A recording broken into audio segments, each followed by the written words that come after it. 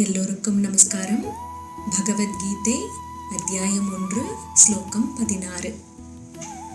அனந்த விஜயம் ராஜா குந்தி புத்ரோ யுதிஷ்டிரஹ நகுலः சஹ தேவஸ்ச சுகோஷமணி புஷ்பகௌ.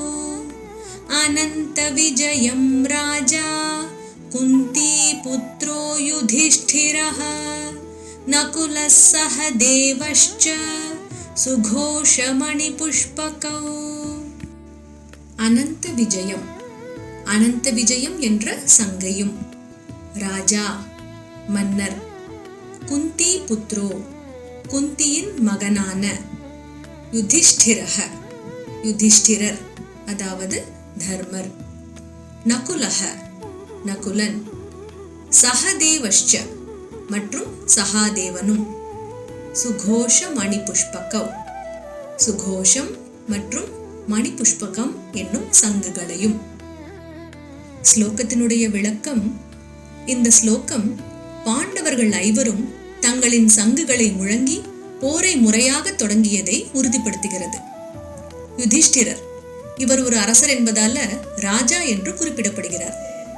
அவர் முழங்கிய சங்கின் பெயர் அனந்த விஜயம். இதற்கு முடிவில்லாத வெற்றி என்று பொருள். யுதிஷ்டிரரின் வாழ்க்கை எளிதானது அல்ல. அவர் பல தடவைகள் தோல்வி, அவமானம், அநியாயம் எல்லாவற்றையும் அனுபவித்தவர். ஆனாலும் அவர் ஒருபோதும் தர்மத்தை விட்டுவிடவில்லை. அதனாலதான் அவருடைய சங்கம் அனந்த விஜயம் எனப்பட்டது. அதாவது உடனடி வெற்றி அல்ல, ஆனால் காலத்தை கடந்து நிற்கும் வெற்றி. நகுலன் மற்றும் சகாதேவன் இவர்கள் முழங்கிய சங்குகளின் பெயர்கள் முறையே சுகோஷம் அதாவது இனிமையான ஓசை உடையது மற்றும் மணி புஷ்பகம் மணிகள் கோர்க்கப்பட்ட பூ போன்றது. முந்தைய ஸ்லோகத்துல கிருஷ்ணர், அர்ஜுனர் மற்றும் பீமனின் சங்குகளை பார்த்தோம். இந்த ஸ்லோகத்துல 5 பாண்டவர்களும் அணிவகுத்து நின்று முழக்கமிடுவது நிறைவடைகிறது. இது போர்க்களத்துல ஒரு பெரும் அதிர்வை ஏற்படுத்திய தருணமாகும். ஸ்லோகத்தினுடைய சுருக்கமான அர்த்தம்: குந்தியின் மகனும் மன்னருமான யுதிஷ்டிரர் அனந்த விஜயம் என்ற சங்கினை முழங்கினார்.